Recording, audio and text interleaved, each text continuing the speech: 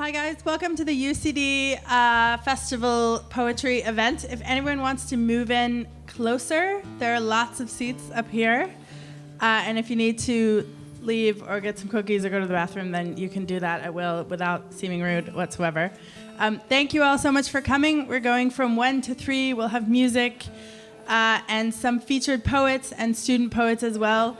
There is tea and biscuits over there, and after the event today we'll have sandwiches in the room there. If anybody has a handwritten poem they want to add to the UCD poetry wall, they are welcome to do that as well. There's also a message board on your way out if you want to write a line of a poem or a message or anything. And those poets who are performing, there is something to fill out at the desk over there because we're recording things for the UCD Poetry Archive, and so we need your video permissions.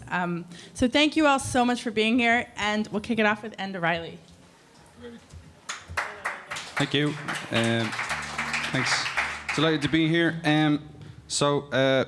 Yes, I did my degree over in the science block over there years ago, and so this song brings science and arts together. This one is Oscoilga. It's called An Nasc Nua, and Nasc is the word in chemistry for a chemical bond. So that's what we're doing here, bringing everyone together. This is called An Nasc Nua, so it means the new connection.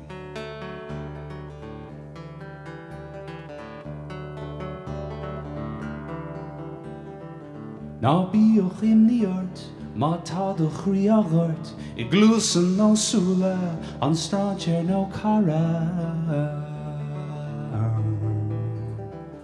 Eis leishanas lua, le fuimanas lua. Eis leishanas lua, le fuimanas lua.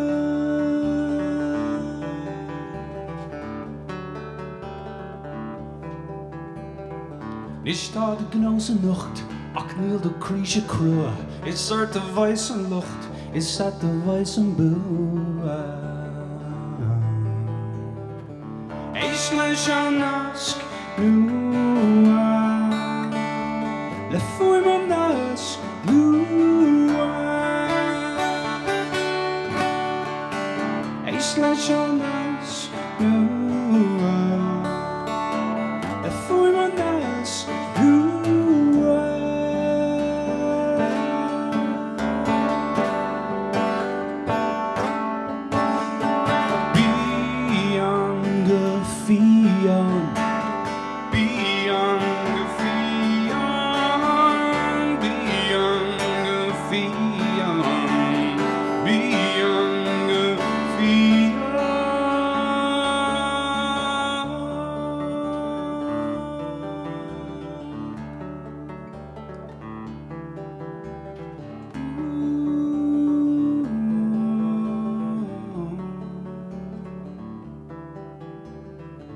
Glushin to an uin, ik chak a shirias, ik de logelunga gluin, die smilsje na in vlas.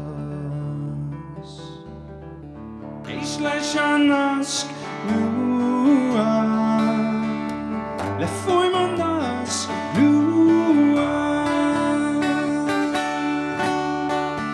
Eis leishanas lua, le fuimanas lua.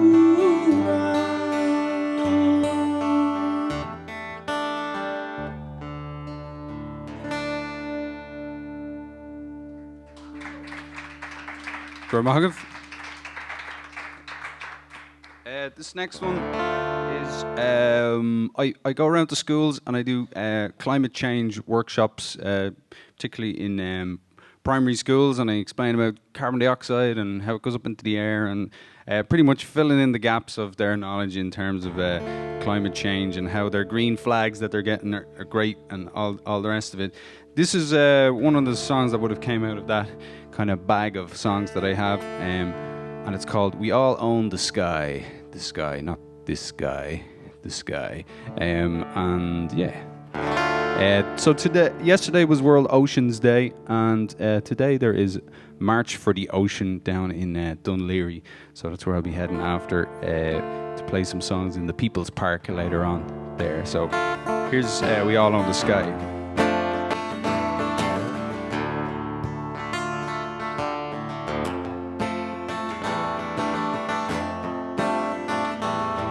We all own the sky, blue in the day, black in the night. We all own the sky, blue in the day, black in the night. We all own the wind as it blows around the world again. We all own the wind as it blows around the world again. What have we done to her? Changing her behavior. What can we do for her? Can we even save her? So forgive me, Mother Earth. Forgive me, Mother Earth. Forgive me, Mother Earth. Forgive me, Mother Earth. Well, we all own the seas, Americans and Japanese. We all own the seas, Indian and Chinese. And we all own the wind as it blows around the world again. We all own the wind, European, African. What have we done to her? Changing her behavior. What can we do for her? Can we even save her? So forgive me, Mother Earth. Forgive me, Mother Earth. Forgive me, Mother Earth. Forgive me, Mother Earth.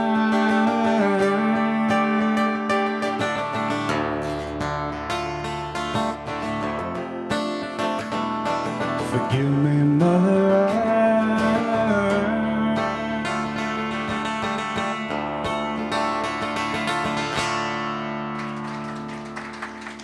Thank you.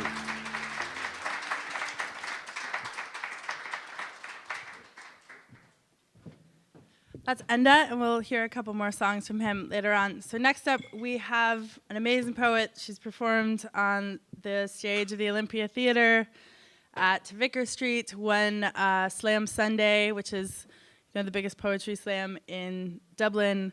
And she's just about to open a new show called Lady Namaster in the Synaptic Room, which is her words and a composer and visuals in Smock Alley Theatre on the 13th to the 16th of this month, and it's just big and new and exciting. So here is Felicia Speaks.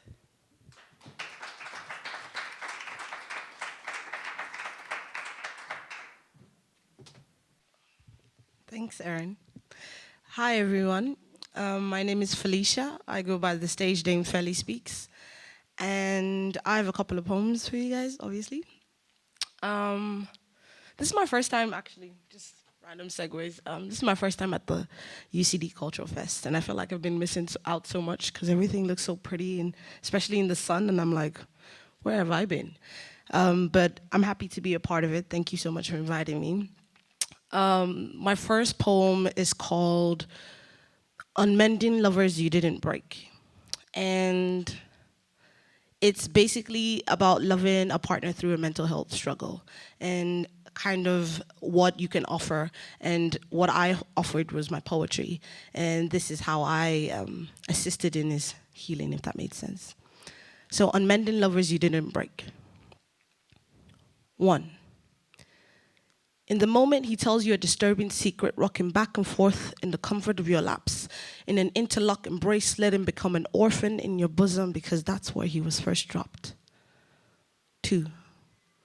Breathe love into his beginning, and if there is no beginning, emptiness looming in the place where cradles become crawls, wrap your arms around that space tightly and mother it into existence. 3. Carry him in all the ways his father didn't. Swing him between the broad of your back so he knows what support feels like. But don't hesitate to teach him how a woman like you should be loved. Find the center in his pupils and smile. And tell him the basics. I like flowers. 4. On days where his mind both tortures and pleases him, hold his head in your hands and kiss it. Quote all his favorite rap lyrics and sing this precious man to sleep lullaby after lullaby. Don't let a thought escape him. Just be so present. They silence. 5. When happiness blurs into sadness and both consume the treasure you own, slow dance. Let him live out both with you around his limbs and a resting place in the crook of your neck. And when the song finds an end, lead another dance all the way to happy thoughts. 1 step, 2 step, 3. 6. On days when he can't seem to stop talking and all his insides are aiming to exist outside of his body, spend the whole day listening. Give him your ears and let him speak. Don't sew his lips shut with glares like the rest did. And 7, if your lover doesn't want to exist at all, pray in the language of tears. Summon all the gods you've ever heard of from between your stomach and wail. And when you are finished, walk with him to cliff's edge and watch him jump and trust that love has taught him how to fly. Thank you.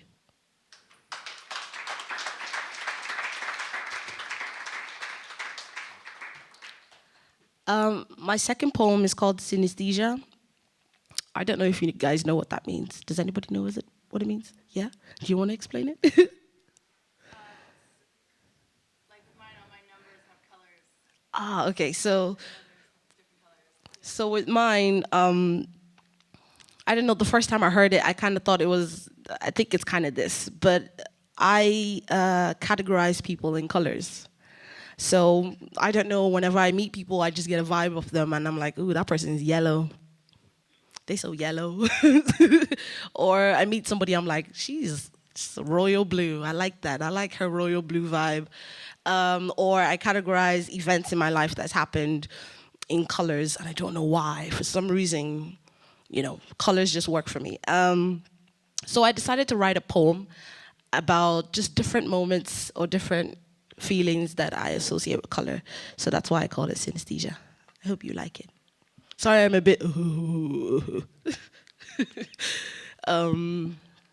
So here it goes. My burgundy has become winter. My boots are strapped, my fingers are subtle ice, but when I return home, I heat my palms with flames of poetry like that the fireplace may have missed. For my indigo, where will I go with the night at my tail and the morning closing in? My indigo sits on the cusp of day and night, waiting to decide daily. Where will I go when I close my eyes and who will have me? My gray flickers, like the switch between seasons, except like bright rays on a crisp November morning. It reminds me that sometimes the flicker isn't a switch, but a blend. My gray is blending into heavy clouds with silver linings. My gray is the soot of a busy day and a tired night settled on the hinges of my front door. It has blown goodbye to Thursday, dusting off its remainders on my coat. Tomorrow we start again. Tonight my gray sleeps. My midnight blue shrieks. My midnight blue is holding my breath unexpectedly between tornadoes of laughter at 1 a.m. My midnight blue is being comfortable in my darkness. I won't teach you. It only requests you join me. My indigo doesn't often rest, but I'm laying here wrapped still, gleaming like discovered magic, letting my indigo adjust my crown. My yellow has been set to glow. Not yellow, not mellow, not still, not quiet, on silent. My yellow just glows. My yellow is everything prayed for. My yellow is a collection of smiles wished for on gray days, so excuse me while I unscrew this jar of giggles. I'm finally yellow. My orange is a wind-tangled kite string hanging onto a little girl. So I fade with the rest of the sky, softly. The sun tucking in neatly. Don't fade too fast. Please let me take my time. My silver is the streak stars leave when they soar, so reminding myself I twinkle around my home, dropping pockets of sparkles on loved one with a kiss and a hug, picking up ready plates for eager mouths. I beam into the oven, almost, but never forgetting I'm magical today. My orange always has me in a happy bubble. The first to know me, the first I recognize, my orange taught me to love myself with a cup of tea, a book, a breath. My red is not yours to understand. I didn't lay my femininity at your doorstep to analyze. My red can be rage, can be passion, can be love. My purple whispers to bartenders on gray evenings, another for the road, please. My purple has never asked for permission on how to exist. My purple just is. My red is a familiar burn. So again, I'm sweeping up my unbelieved thoughts. I'm sizzling out the heat of the day. I'm taking off my flammable pieces, lipstick and all. My red is a familiar burn, but I cannot hide the matchsticks from myself. Thank you.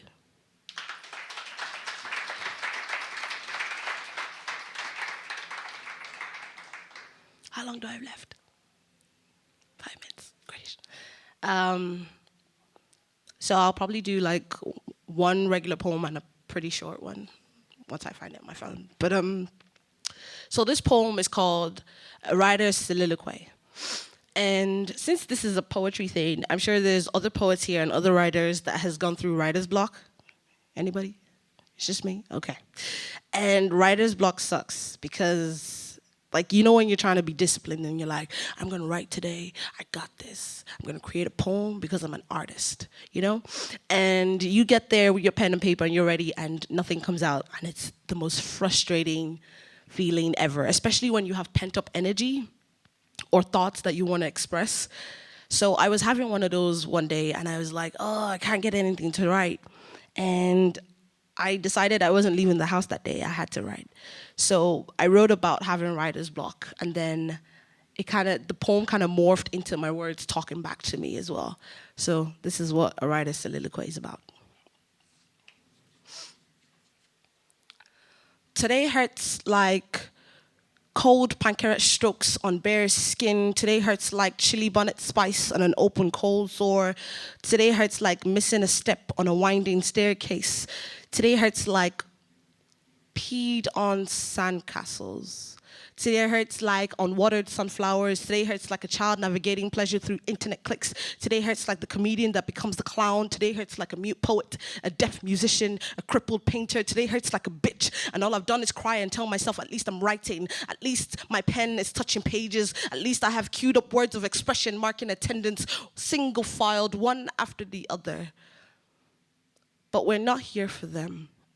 We're here for you. We are taking ink for you. We are tattooing white pages because you asked this of us, but we are not a vacuum cleaner. We will not gather up fluffs of your thoughts into one particular space and then landfill them into one particular space. We are grandma's broom. We will scatter your mess of emotions all over the house and then gather over and over and over again till we are satisfied. We will spill your blood like period flow, unrequested. You're not prepared, but how can you stop us? The writer cannot menopause. You will always cramp. It will always hurt, but you'll be grateful. We will roll over all these copy pages for you. You may trap your storms here with us. Who the hell is Ophelia? Drown her in your roars. Sure, you've seen worse. Your roofs have been flung all over cities. You laugh about them now on stage. You smile like it wasn't a week ago. You chuckle like this place did not become a battlefield with letters on letters requesting the transition from page to stage. You're clapping for yourself now.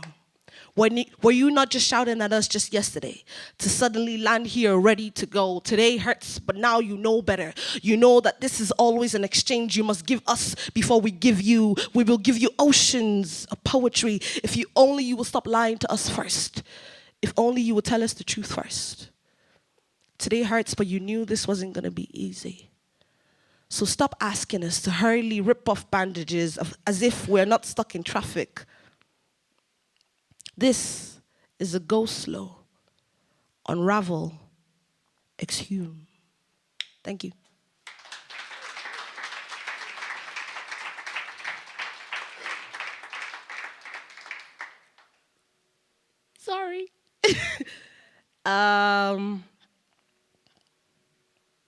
Okay, I'm just gonna ask everybody. Ragdoll or anxiety? Anybody have a preference? Okay, you asked for it. So Ragdoll is a little bit sad, but I wrote it after years after a really strange friendship relationship thing, and that had a strong hints of sexual assaults, you know, that kind of vibe. And it's one of those things where when you don't name something or you're not aware of what the action is particularly, you don't know what it is. You just know that you're uncomfortable, but you don't have a title for it. So I'm a strong believer in giving things names, because when you know the name of something, you're able to address it and then move forward. So I wrote Ragdoll after I named it. Ragdoll. Your black eyes shrunk, sat on your face like an oil spill, dripped stories your crooked smile couldn't swing. Snot-stained Bible pages and tear-torn hymn books wouldn't let the green rip your life yet. You decided your mismatched soul was enough for now. The first time he teased about your body, you clumsily smiled.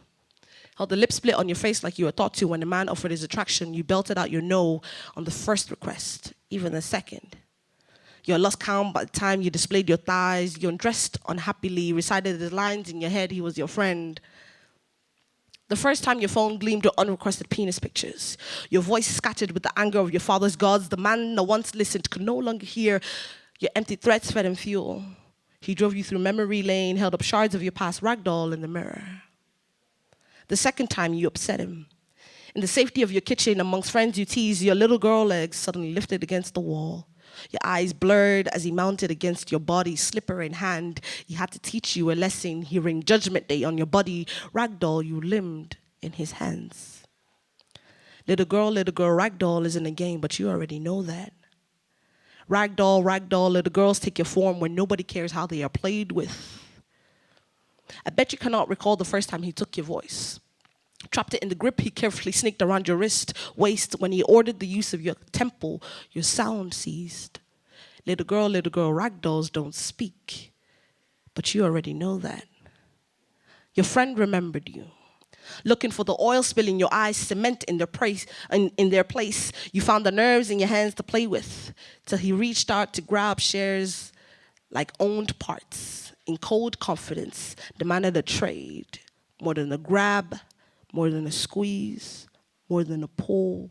Little girl, ragdolls are swiped off supermarket shelves, scanned with an exchange to become property. You jumped out of the vehicle, slamming the door on this holy man's sin. Little girl, ragdoll isn't a game, but you already know that. Ragdoll, little girls don't have price tags. You finally learned that. Thank you.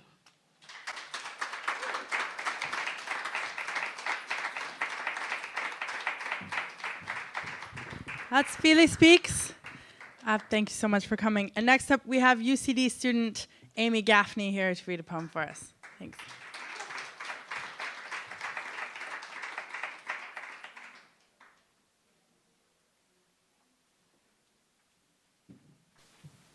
Hello. Hello. Sorry, this is my first real grown-up poetry reading, so I'm a little bit freaked out by it. So I'm starting off with my first poem called Ars Poetica. Realize that eyes are onions, a filtration system for images already censored.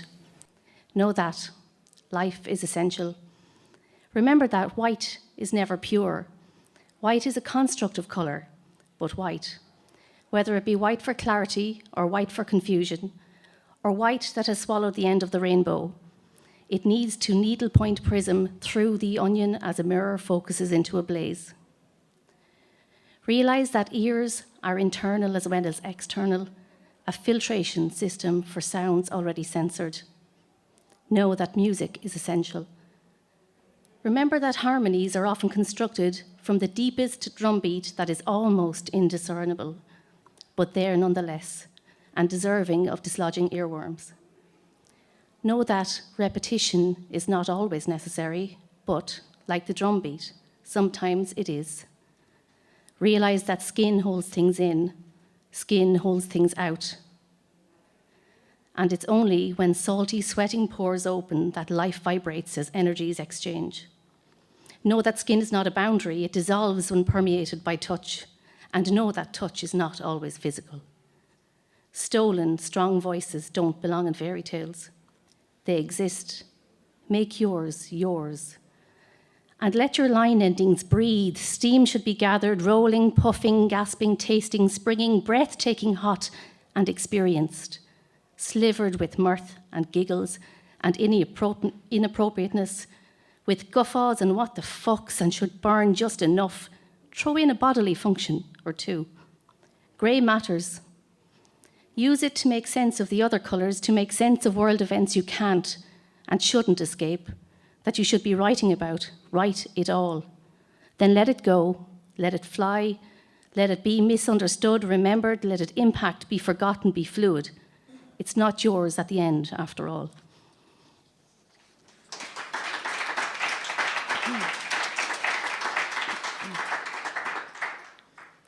I'm just going to go straight into the next one because I don't have introductions. A natural, natural note. Natural, natural note. That's what they call it. A natural, natural note.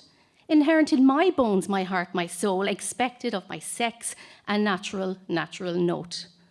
Like the whistling kettle or the snip-snap of the switch of the luminescent bulb. Like the high-dough doorbell where they staff my doorstep, delivering me a whole natural note, so that I may be eager for that which should fulfill me. To place in my bones, my heart, my soul, a natural, natural note, the way I should feel. Their falsetto pitches, an exceedingly coordinated opera dramatic, devoid of coloratura, of lyric, of range, a natural, natural note. It sounds like water, avalanching, pummeling, swamping my bones, my heart, my soul, and I cover my ears and la, la, la, la, I rock and I beat out my internal tempo, my time signature, all my own. La, la, la. Thinking of that whole natural, natural note, I am, for a semi-quaver, a tremolo, unnatural. I am supposedly unnatural. My pitch is a dog whistle, but I am the treble clef, and my natural note is already in my ears.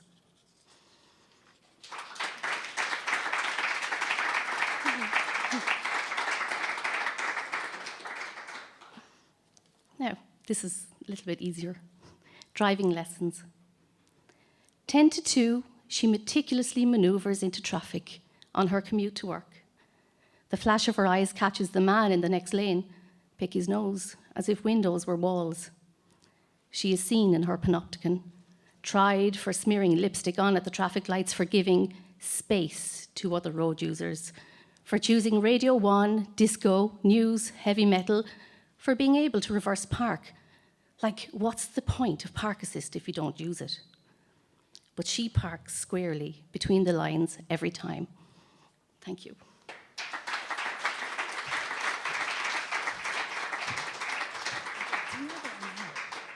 We're just going to switch up the order just a little bit because Enda has to run to lead the ocean protest at the People's Park. So we're going to go Enda, and then Jamie, if you would be okay to go a little bit after the break.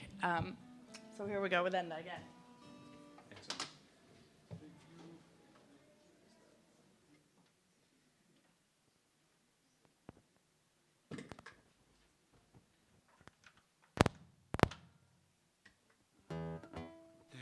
Thanks, Aaron.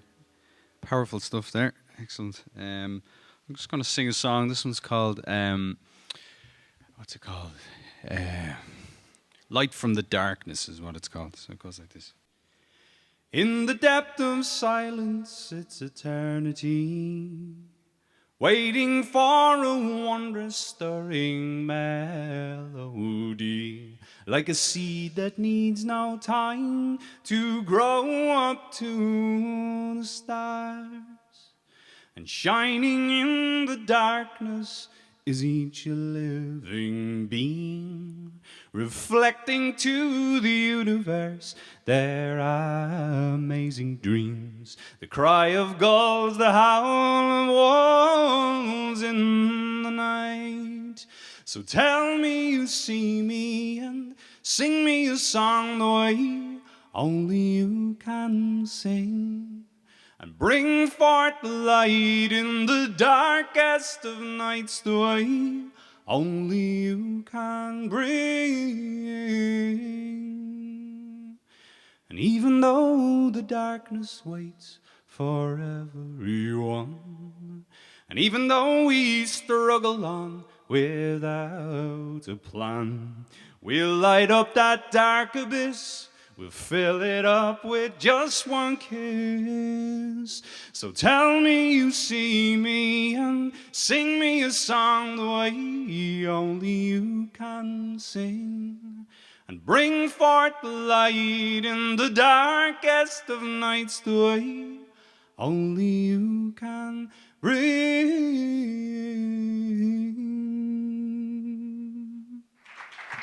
Gurbahav.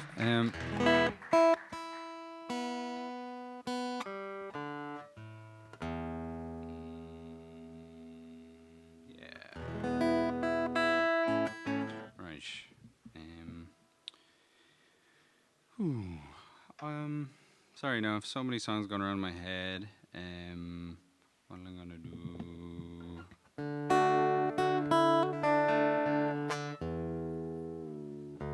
This one came into my head because it came from I saw a TED talk and then I got the book, which was called The Element by a guy called Sir Ken Robinson, and I thought his ideas seemed pretty good. That education should be all about getting people into that place where they're just time moves quickly and they just love what they're doing, and in a sense that I guess should be the goal of education. And I love my time down the road, down the way here, studying rocks. I liked rocks, so I got a degree in geology, but then I liked music as well, so I went off playing music. But so this is called In My Element, and it might inspire people to find their element, which I guess is what we're all trying to do. While I was here, there was a society called the Newman Society. I presume that's still on the go, is it? Brilliant. They'd have all these talks, and everyone from all over the campus talking about the same topics all the time and all, but from different perspectives. So I just thought that was great. Anyway, thanks for inviting me here, Aaron, and it's great to get to sing a few songs.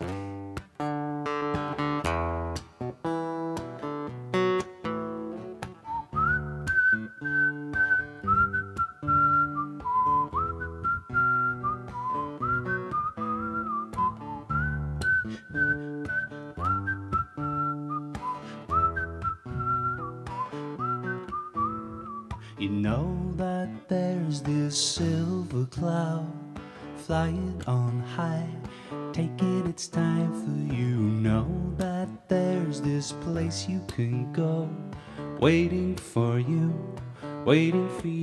to come along.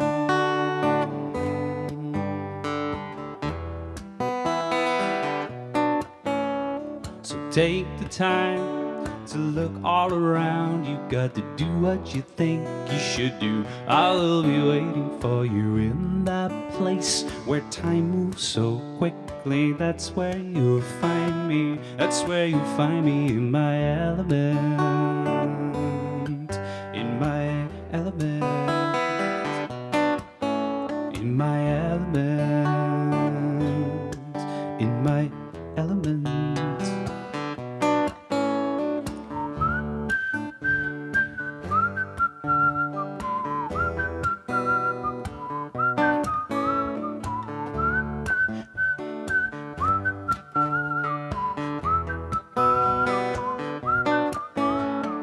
Take the time to find your muse.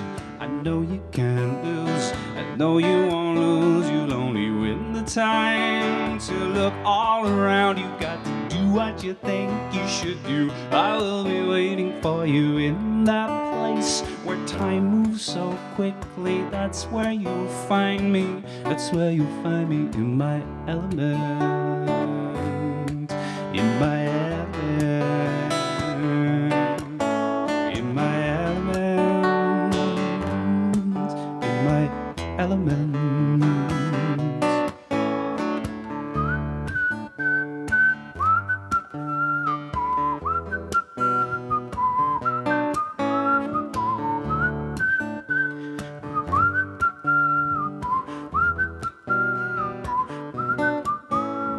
You know that there's this silver cloud flying on high, taking its time for you. Know that there's this place you can grow, waiting for you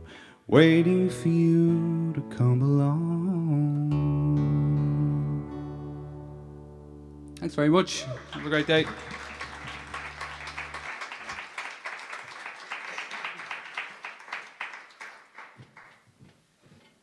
So are people okay now? Do we want to have a break now for 5 minutes or so, or have a couple more poets and then a break? Is there an interest either way? Okay, we're going to have a couple more poets and then we're going to have a break. So next up we have Jamie Stedman. He's a 22-year-old UCD student. He's been published at places like The Bottometh and some other publications, so he's up for some poems for us now. Thanks.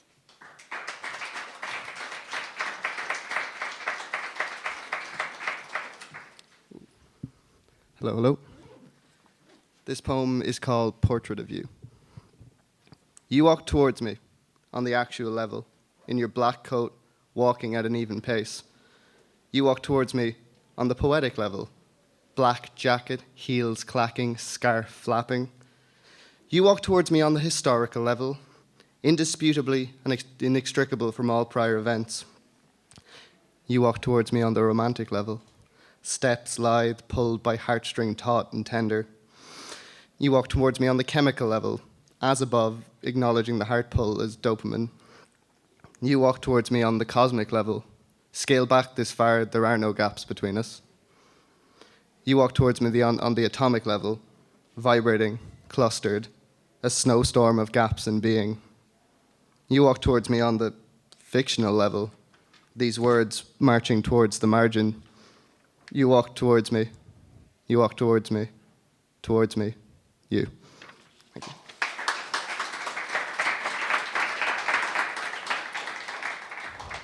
This is a poem about my mum and kind of how she, I guess, got me interested in words.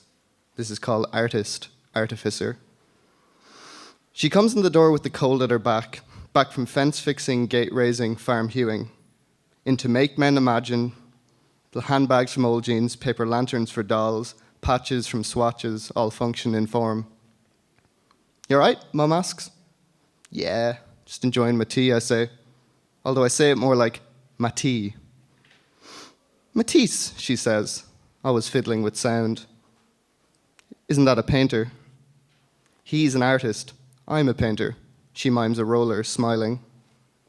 A smudged white mug on a green and angular desk jutting is how I see the scene now. Mum is fussing with a bucket of scraps. Artist, she mutters, still tinkering. Cheers.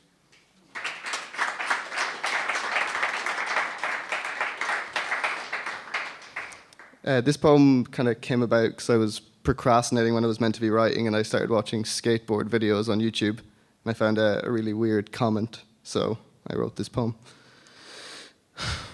Tom Shire sails through the air like grace itself.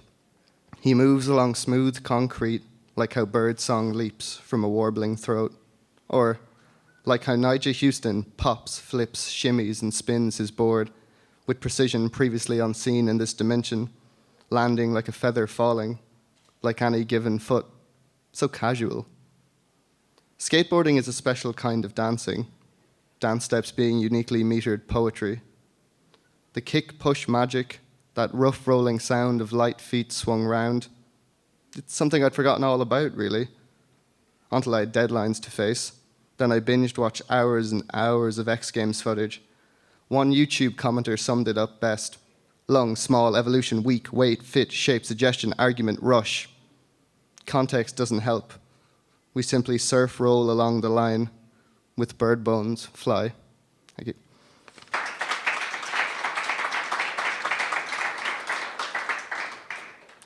This is my last one. This is called Just Between You and Me, so I guess keep stum, everyone. Just between you and me, my gums bleed when I brush my teeth. I leave the ice cream white sink bowl looking like dessert. Bloody ribbon spittle like melted raspberry ripple. Just between you and me, I need a filling in one of my molars, right in at the back. Sometimes I look in the mirror, specifically sometimes when it shows back this tooth, with another filled one next to it, chambering its dark metal. It looks like rot if you don't look right, if you happen to catch the wrong shade of light. Just between you and me, I was supposed to go to the dentist months ago, but I didn't. I've been told to use Corsadil, but I don't. I'm like a deer in a bathroom bulb glow. Or maybe I enjoy the act of inattention. Maybe I will let my tooth open up, rot, let my touch-and-go strawberry top gum turn to red slosh. Maybe that would be easier than action. Maybe that would be more interesting than chewing. Thank you.